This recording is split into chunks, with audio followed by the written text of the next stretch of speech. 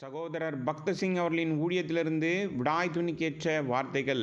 பிப்ரவரி மாதம் 11ஆம் தேதி. மேலும் தமது மூலமாய் தேவனிடத்தில் சேர்கிறவர்களுக்காக வேண்டுதல் செய்யும்படிக்கு அவர் எப்பொழுதும் உயிரோடு இருக்கிறவராகியால் அவர்களை முற்றுமுடிய ரட்சிக்க வல்லவருமாயும் இருக்கிறார். எபிரேயருக்கு நிருபம் 7வது அதிகாரம் 25வது வசனம். நாம் கர்த்தராகிய இயேசு கிறிஸ்துவிடம் வரும்போது நம் அனைவருக்கும் ஏதோ ஒரு குறை அல்லது தோல்வி அல்லது பலவீனம் இருக்கும். இதிலிருந்து யாரும் தப்ப முடியாது. இந்த பலவீனங்களை நாம் நமது தகப்பனிடமிருந்து, அவர்களுடைய தகப்பனிடமிருந்தும் மற்றும் பலவற்றிலுமிருந்து பெறுகிறோம். நாம் பாவத்தில் பிறந்திருக்கிறோம் என்று வேதம் சொல்கிறது. சங்கீதத்தின் புஸ்தகம் 51வது சங்கீதம் 5வது வசனம்.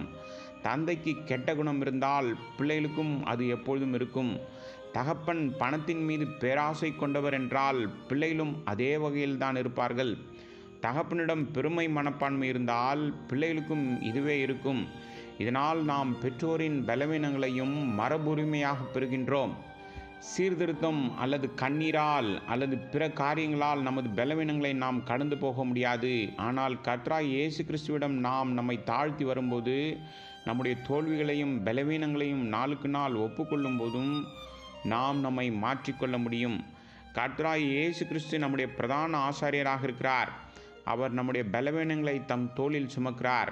நமது பலவீனங்கள், குறைபாடுகள் மற்றும் தோல்விகள் அனைத்தையும் நாம் அவரிடம் கொண்டு செல்லும் பாக்கியத்தை பெற்றிருக்கிறோம். எனவே விசுவாசத்தின் மூலம் நாம் அவரிடம், என் ஆண்டவரே, எனது குறைபாடுகள், தோல்விகள் மற்றும் தவறுகளை நான் ஒப்புக்கொள்கிறேன். என் மீது கிருபையாயிரும்.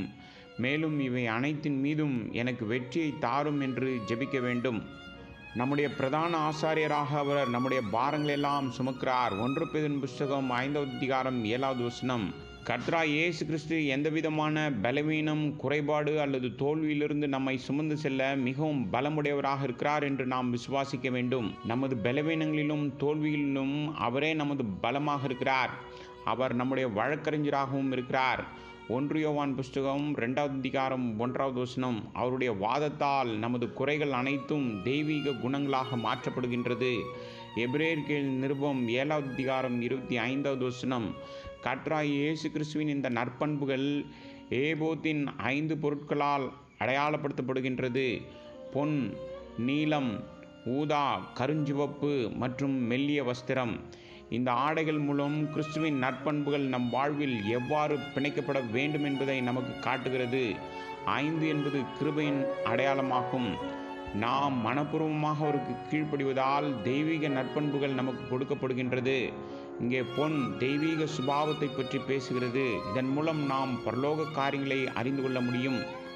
இது கிறிஸ்துவை போன்ற நற்பண்புகளால் வெளிப்படுகிறது. நாம் பலமான நம்பிக்கையுடன் பாடுகளையும் சோதனைகளையும் பொறுமையாய் சகித்து கொள்ளும்போது இந்த நற்பண்புகள் வெளிப்படும்.